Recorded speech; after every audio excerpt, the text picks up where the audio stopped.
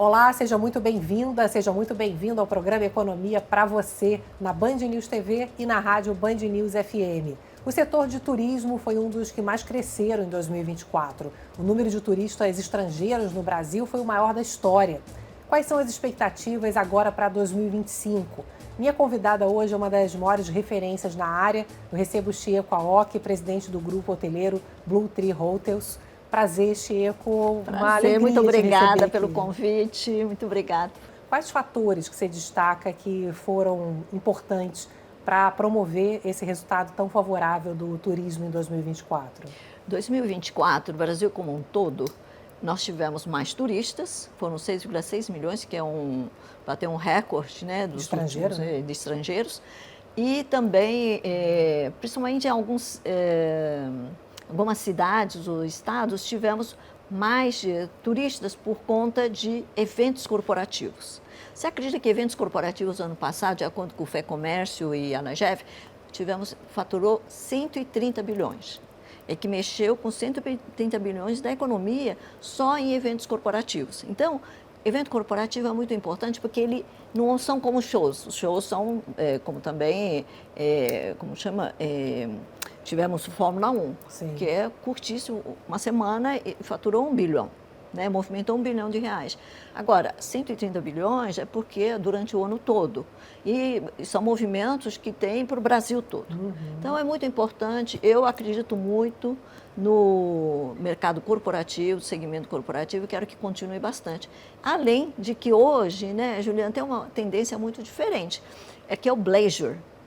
As pessoas conseguem também trabalhar dos resorts. Então, fazem eventos nos resorts e as pessoas ficam mais um tempo trabalhando, etc. Então, hoje há uma liberdade de onde você está. Você sabe disso melhor que eu. Então, e isso faz com que o turismo se movimente muito mais. Porque antes você tinha que voltar para as grandes cidades e agora não mais. Você tem essa flexibilidade, né? É. Para 2025, a perspectiva é que a economia cresça menos, mas ainda temos aí, enfim, a perspectiva favorável, com o mercado de trabalho ainda aquecido, uma renda que cresce, mas uma perspectiva que aos poucos a economia vai desacelerando, com inflação pressionada, juros mais altos. Quais as expectativas do turismo para 2025? O turismo tem um handicap, né? Que o PERSE provavelmente, você sabe, foi um incentivo depois do Covid, que todo o setor precisou, porque a gente ficou muito tempo sem faturamento. Sim, foi um dos fechados, setores mais atingidos pela pandemia. Exatamente. Né? Tanto que a Luísa Helena, do Grupo Mulheres do Brasil, se movimentou porque ela viu que o setor turismo ia morrer. O PERSE veio para ajudar e ajudou muito porque nosso setor precisa muito de reinvestimento. Muitas reformas, né, melhorias, etc. E tem um custo, não apenas custo fixo, nós temos muitos custos adicionais, né? Alimentos e bebidas que aumentam o imposto, enfim, tem muitos custos. Então foi muito bom que isso vai provavelmente acabar. A gente prevê que vai acabar esse ano. Pois é, só para lembrar que o PERSE é o programa do governo federal que diminuiu impostos e a perspectiva é que até a metade desse ano possa terminar esse incentivo, ou seja, o setor vai sentir um baque certamente com o aumento de tributos, né? Sim. Então nós temos que compensar isso com mais eventos, com mais faturamento. Como é que a gente está fazendo isso? Primeiro, temos garantidos alguns shows internacionais e nacionais muito importantes. Principalmente São Paulo e Rio de Janeiro, né? Principalmente Rio de Janeiro são os maiores. Mas vem Lady Gaga, Shakira, enfim, Lollapalooza. Então, tem grandes shows que movimentam e são muito importantes. Eventos corporativos vão diminuir? Provavelmente eventos corporativos um pouco. Mas você sabe, né? Quem viaja uma vez, nunca mais esquece que viagem é muito bom. Então, o que nós do setor precisamos fazer é nos tornarmos, primeiro, mais eficiente, conter os gastos, né? Otimizar melhor todas as despesas e ser mais eficiente.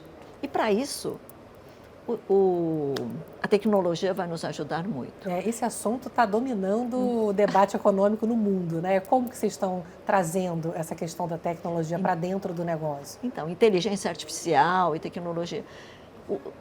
Hoje, você sabe que nos hotéis mais de luxo, por exemplo, eles exigem o top em tecnologia dentro do próprio apartamento ou no próprio hotel, né, em todas as instalações. A não ser que seja no meio do Amazonas e tal, mas eles exigem. E mesmo nos hotéis mais, tipo, 4 estrelas, exigem bastante. Então, já veio para ficar. E a tecnologia na administração? Nós estamos já usando muito na parte de marketing, vendas, divulgação, você sabe aqui também, muito mais fácil com a tecnologia. Sim. E mais no back, onde não está em contato com as pessoas. Porque eu acredito que ainda as pessoas são muito importantes quando se diz indústria da hospitalidade, né? Então, eu acredito que, assim como nos hotéis de luxo, você precisa ter pessoas muito bem treinadas, preparadas.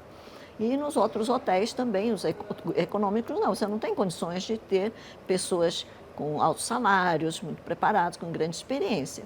Então, o que vai acontecer?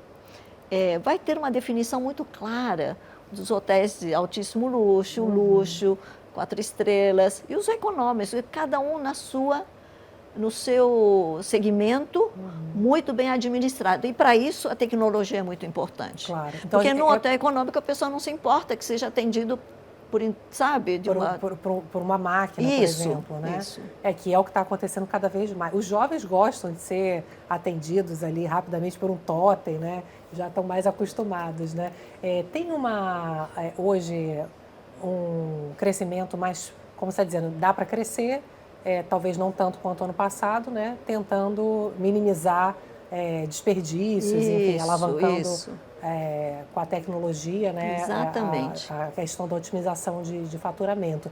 Vocês estão olhando para o turismo de negócio mais do que o de lazer? Como é que é hoje no Brasil? Ele está meio a meio, o turismo é mais hoje? Eu acho que o lazer cresceu muito, porque turismo de negócio já tinha.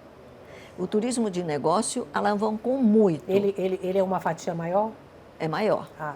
Né? Do Agora, lazer. turismo de lazer está crescendo muito por conta também do leisure, das pessoas têm mais movimento de estar no resort e ficarem mais tempo no resort. Sim. Por conta dessa flexibilidade do trabalho, né? Mas tem algumas empresas que estão voltando, né?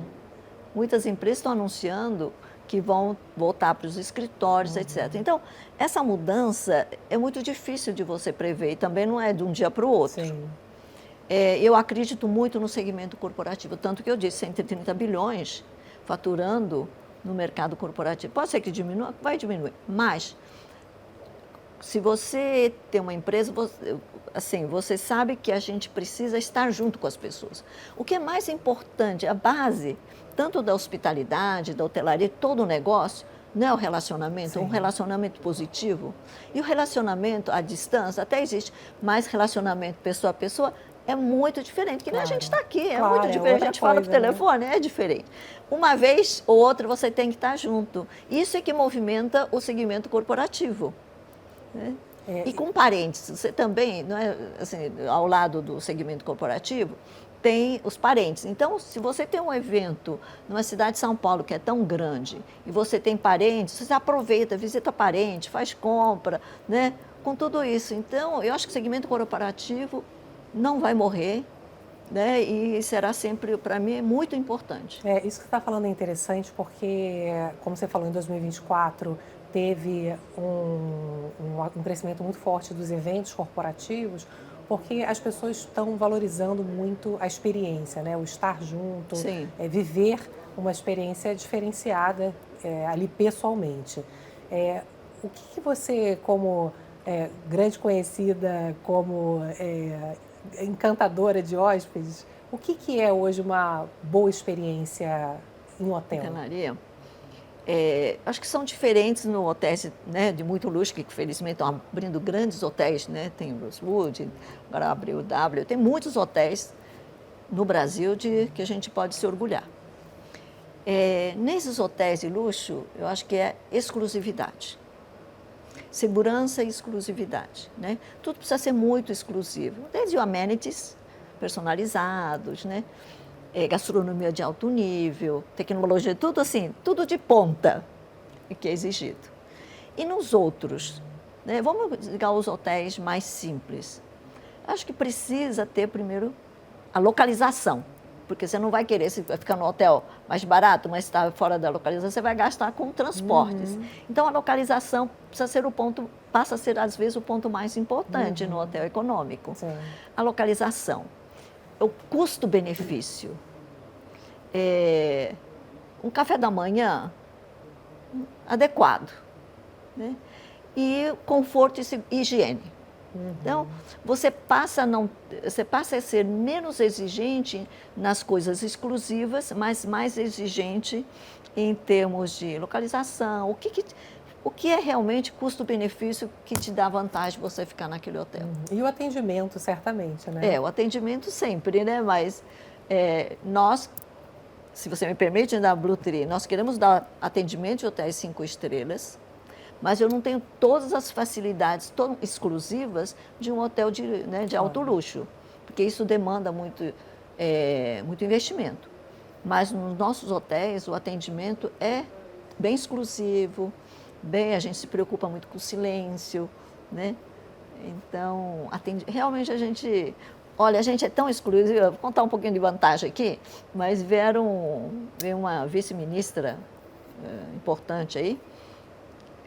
Você sabe que ela tinha só 1 dia e meio para ficar. Uma da nossa equipe para atendimento ficou lá. Eu cheguei lá, ela ia chegar às 6h30, chegou às 5h30, perdi o check-in. Mas na volta ela ia embora às 4h, sair 4h30. Pessoas de negócios muito ocupadas e o pessoal dá o check-out. Eu cheguei, eu estava do lado assim, saiu correndo e eu quase perdi, mas é assim, mas você está lá para agradecer, para receber. E dentro dessa filosofia que você traz, é importante, porque quando a gente tem falado muito dessa questão da experiência, né? Isso vale para a economia como um todo, muito, obviamente, para a hospedagem, né? Qual é a filosofia, que eu sei que você tem uma filosofia muito própria, você falou aí do silêncio, né? O Blue Tree é a árvore azul, que é Chico, né? Então, você faz você traz na sua experiência uma série de influências, né? Sabe o que eu acho que é importante? Primeira vez que eu usei a palavra alma, né? Faz mais de 30 anos. Alma, a gente tem que entender a alma do cliente. A gente entende o gesto, a gente entende a palavra. Mas será que é isso que a pessoa está querendo? Então, é um treino também, você conhecer a alma do cliente. Isso a gente vem trabalhando, né? E na Blue Tree, a gente trabalha a alma do cliente. E a gente tem que ter alma também. Para entender outra alma, a gente precisa ter alma. Então, como é que é fazer a hospitalidade com alma? E a gente dividiu, né? Que é receber bem, porque quando você recebe bem, às vezes, receber bem não é você hospedar bem. São coisas diferentes. Você pode receber bem, mas a hospedagem pode não ser tão boa se você não tem o que a gente chama de bem servir, que é a coisa técnica. Você aprende a servir, aprende a fazer uma boa cama, aprende a checar tudo, aprende a fazer limpeza. Então, é a parte técnica que tem que estar. Essa é excelência, é perfeito. Em qualquer tipo de hotel, em qualquer padrão tem que ser excelente. A limpeza, a higiene, isso tem que ser comum, é igual no hospital. O hospital está lá para dar excelente, né? Cirurgia impecável, né, para não ter infecção hospitalar, etc. Então, você separa o hospital bom e ruim pela sua tecnologia, pela sua técnica, né? Pelo seu expertise. E o nosso expertise é o conforto, segurança, etc. E tem a parte do cuidar, que a gente chama de bem cuidar. Você recebe bem, você presta serviço profissional de excelência e você cuida da pessoa. Esse cuidar é que eu chamo de cuidar com a alma, porque dependendo da nacionalidade, dependendo da idade, dependendo da fase da pessoa, é um atendimento diferente. O que importa é você fazer com que as pessoas se sintam bem. Um homem e uma mulher são diferentes, criança também é diferente, o idoso é diferente. Então, o treino nosso maior é como você entender a necessidade, antecipar as necessidades. Porque você preencher a necessidade é fácil, porque a pessoa fala. Como é que você pressupõe com a sua experiência tudo que um hóspede pode precisar, um hóspede idoso, por exemplo. Ou uma criança. Segurança na criança, que você, né, não pode usar isso, aquilo, etc. Então, esse treinamento é fundamental, né? Porque a gente fala muito de mão de obra pouco qualificada no Brasil. É esse bem servir, imagino que você tem um treinamento constante, né? Constante. É um investimento alto, né? Investimento alto, porque é a técnica, né? Técnica não pode falhar. E tem a parte da alma, que essa também não pode falhar, porque aí é que tem a hospitalidade. A hospitalidade, na essência, é isso. Agora, você tem estratégias distintas para o público brasileiro e para o público estrangeiro? Olha, posso dizer públicos opostos. Quais são os públicos opostos? Porque tem intermediário, né? Latino-americano é meio parecido com o brasileiro. Americano é parecido com o alemão. O que é totalmente diferente de tudo isso são os japoneses, orientais. Né? Chinês menos, mas os orientais são muito diferentes de um público. Né? Por quê? Muito interessante, quando tem hóspede japonês,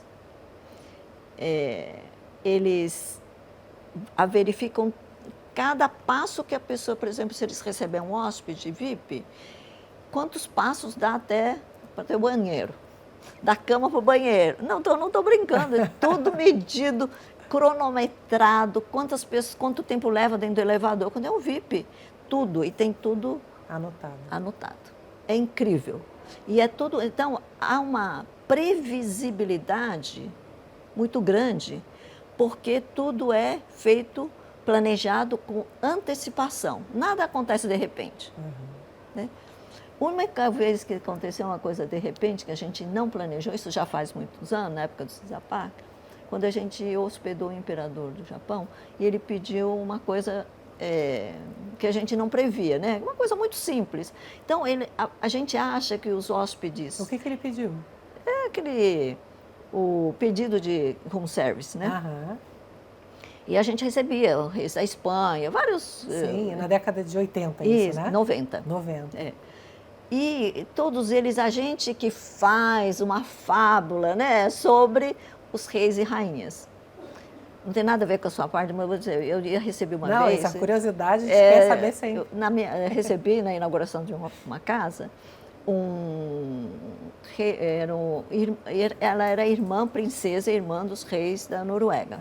Então vinha o casal. E eu falei para minha sobrinha, que era criança, eu falei assim, olha, você se mantém bonitinha tal, porque eu vou receber uma princesa. E ela achava que vinha de vestido longo, né? E no meio do almoço, ela falou, escuta, cadê a princesa? Eu estou esperando a princesa toda arrumadinha. Estava de jeans, camisa branca, de jeans, né? Princesa moderna. E então, ela falou, a princesa. Princesa! Então, às vezes, a gente faz uma, né? A gente pensa que os hóspedes super VIP ou top VIP, eles são aquilo que a gente... É uma magia, né? Sim. Que a gente imagina. Mas, na verdade, muitas vezes, as pessoas tão viajadas, pessoas importantes, são tão simples como qualquer pessoa. Claro que você não pode falhar nunca, né? Tudo que está tudo perfeito. Então, são formas de trabalhar com organização, planejamento, e é muito bom. Eles nos ensinam muito. Em vez da gente ensinar, eles que nos ensinam também. Você tem uma experiência, né? Nasceu no Japão, veio para cá, morou fora, então você tem uma experiência global, né, Chico? Você é bem singular, né? As suas características, né? Tem isso, né, da rigidez ali do japonês, mas também esse afeto alegria, do brasileiro, né? Então, do hóspede brasileiro que eu não falei. O hóspede brasileiro é tão amigo que ele fica amigo da gente. Sabe? Fica uma grande família. Então, o hóspede brasileiro é alegre, brinca, traz presentinhos, sabe? Então, ele se apega, né? Ele se apega, é tão bacana o japonês. O japonês é mais seco, né? Você fica do seu lado e eu fico no meu. Ô Chico, olhando para o turismo, a gente sempre fala que o Brasil, com tanta riqueza, podia viver de turismo. Sempre tem essas comparações, né? Você olha para regiões que têm muito menos atrativos e vivem do turismo. Como é que você vê hoje essa discussão de estratégia de desenvolvimento do turismo Você vê tendências específicas hoje aqui dentro do Brasil? Olha, o que me impactou muito quando, muitos anos atrás, eu li o John Naisbitt, que é o futurólogo, que é estrategista, né, sobre as tendências no mundo. Ele escreveu no livro dele, Mega Trends, ele escreveu que o turismo, naquela época, nos anos 90, 80 e pouco, fim dos anos 80, né, 90, ele escreveu que o turismo é e será o grande economia do mundo. Será a maior economia do mundo, porque movimenta todos os setores e cada vez mais. Agora até tecnologia a gente está movimentando. Sim. Então, o turismo é de uma certa forma, é um propulsor das tendências, assim como o varejo, os grandes negócios de varejo também. Ele propulsiona, ele vai movimentando a economia, né? E como fazer isso? Você me perguntou quais são as tendências. Eu acho que uma tendência muito, muito grande que a gente vê no mundo é uma delas, que não tem nada a ver, que todo mundo fala assim, ESG. É claro, ESG, essas coisas são fundamentais. É a mudança das viagens, dos grandes shows que vem para a gente. A gente antes ia ver o show, né? Agora com Spotify, os direitos autorais, direitos, né, que eles tinham, os músicos, etc., acho que diluiu. Então, agora os grandes shows vêm para a gente. Então, os países têm que estar preparados. A cidade de São Paulo está preparada, Rio de Janeiro está preparado. Então, mais cidades no Brasil devem se preparar para receber esses grandes shows, mega shows internacionais. Isso é uma tendência. É uma tendência. Tem até uma pesquisa que a gente traz aqui para vocês, que é quais são as buscas dos últimos 60 dias de destinos nacionais aqui na ferramenta do Google. E São Paulo, como você falou, né, deve ter muito a ver com a questão dos negócios e dos shows, né, dos grandes shows. E os mais procurados também, agora nos últimos 60 dias, além de São Paulo, Balneário Camboriú, Curitiba, Gramado, Foz do Iguaçu. A gente está falando aí de uma época que o pessoal está procurando mais para lazer, né, para viagem. O turismo, ele é bastante explorado ou ele ainda está muito concentrado? Ele São Paulo, como você falou, Rio de Janeiro? São Paulo e Rio de Janeiro, bastante. Acho que número 1, São Paulo e Rio de Janeiro. Aqui está também Balneário Camboriú. Curitiba não sabia, mas Gramado sim. Foz do Iguaçu sim. Bastante também. Fortaleza também, também está crescendo muito. Tenho ouvido falar muito de Fortaleza. Muito, porque tem praias muito bonitas, né? E também locais onde são... O brasileiro tem uma coisa, agora está despertando bastante. O que é patrimônio da humanidade? Né? Bahia tem o Pelourinho, tem outro patrimônio, Olinda é patrimônio da humanidade. E eu acho que é importante também mesmo. Valorizar nossas riquezas históricas. Isso, Então, agora está ainda numa fase onde as pessoas primeiro querem conhecer os lugares mais conhecidos. Depois começam a conhecer lugares que realmente têm significado. Sim. Né? E eu acho que depois esse ano nós temos o COP30, né? Então, eu acho que muita gente vai ficar muito atento ao Amazonas, porque vai ser naquela região, a importância da natureza. Eu acho que pode ter mudanças. Turismo é isso, né? Dá oportunidade para todo mundo, dá oportunidade para todas as cidades. É só você botar o holofote na árvore que você tem no seu quintal e as pessoas vão. É verdade, estou exagerando, mas é isso. Tem uma alameda na África do Sul, onde os japoneses vão lá uma vez por ano apreciar aquela alameda de flores, porque os japoneses gostam de flores. Então, é só você... Aliás, os japoneses vão até onde tem uma pedra, árvore milenária, pedra não sei o quê. Eles vão, porque é um povo que gosta da natureza, aprecia a natureza. Então, se você faz o marketing voltar para a natureza, os japoneses vão muito lá para Maranhão. Dunas, né? Sim. Gostam muito. Então, coisa de natureza, Foz do Iguaçu, é sempre. Então, é o holofote que você coloca e a infraestrutura que você dá, a promoção, infraestrutura e segurança. Eu acho que o viajante está sempre querendo inovar, quer conhecer lugares novos. O Brasil tem muito. Ô Chico, você é uma das fundadoras do Grupo Mulheres do Brasil, junto com a Luísa Trajano e outras grandes mulheres ali que eu tenho a honra de conhecer. E na hotelaria, essa questão da bandeira feminina, ela ainda é um segmento, como toda a economia, ainda muito dominado por homens, né? Isso está mudando e qual a importância, né, de você estar engajada num movimento Sim. que valoriza? Estou falando aí de várias questões sobre valor. Uma delas é valorizar o grupo, valorizar a mulher.